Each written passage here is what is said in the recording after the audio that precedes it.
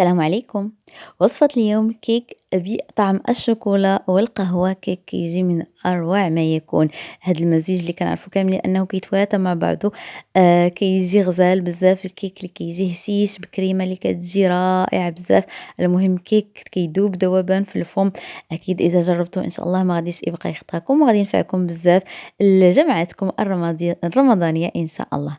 إذا في المكونات عندي هنا 3 حبات من البيض بدرجة حرارة المطبخ مع رشيشة ديال الملح، كاس إلا ربع ديال السكر. نمزج هاد المكونات مزيان مع بعضياتهم حتى يفتح عندي اللون ديالهم. من بعد غادي نضيف ليهم كاس إلا ربع ديال الزيت النباتي. وعندي هنا كاس ديال الحليب اللي ضفت ليه ملعقة صغيرة ديال القهوة سريعة الذوبان.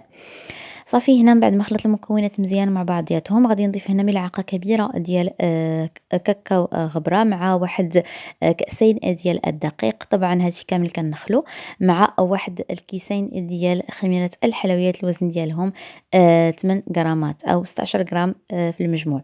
صافي ندمج هاد المكونات مزيان مع بعضياتهم. في الأخير غادي نضيف واحد الملعقة صغيرة ديال الخل. هاد الخل كيساعدنا أن نتخلصوا كاع من الزفار ديال البيض وأيضا كيعطينا واحد الكيك اللي هشيش بزاف. تلاحظوا معايا القوام ديال الكيك كيجي على هذا الشكل، كيكون شويه خفيف.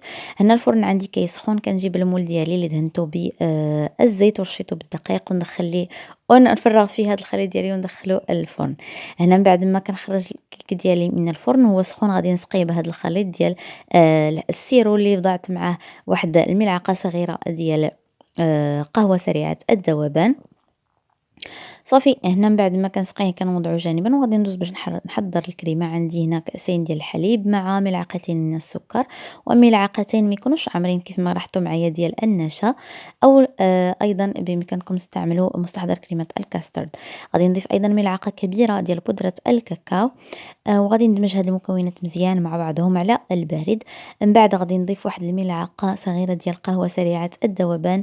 المهم هنا القهوة موجودة في كاع المراحل، كتعطينا واحد الطعم اللي رائع بزاف. غادي نوضعهم على النار مع التحريك حتى نحصل على هذا القوام.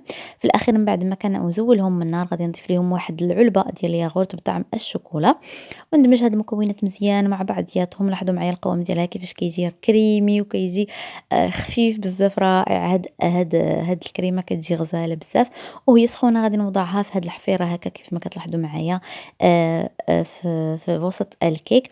وغادي نحاول أن نسوي الوجه ديالها كيف ما هو موضح في الفيديو. غادي نوضعها حتى غير فوق سطح العمل حتى كتبرد. عاد غادي نزينها هنا بحبة ديال الجوز. المهم زينوها حسب انتم اللي متوفر عندكم حسب الذوق ديالكم. بإمكانكم أيضا تضيفوا هكا الكاوكاو أو اللوز يكون مقطع أو يكون مهرمش. صافي غادي نخليها تبرد في الثلاجة حتى كتبرد مزيان وتزيد تشرب مزيان هاد الكيك ديالي. عاد غادي نقدمها كتجي غزالة بزاف. داك الطعم ديال القهوة كيجي فيها مركز، كتجي من أروع ما يكون.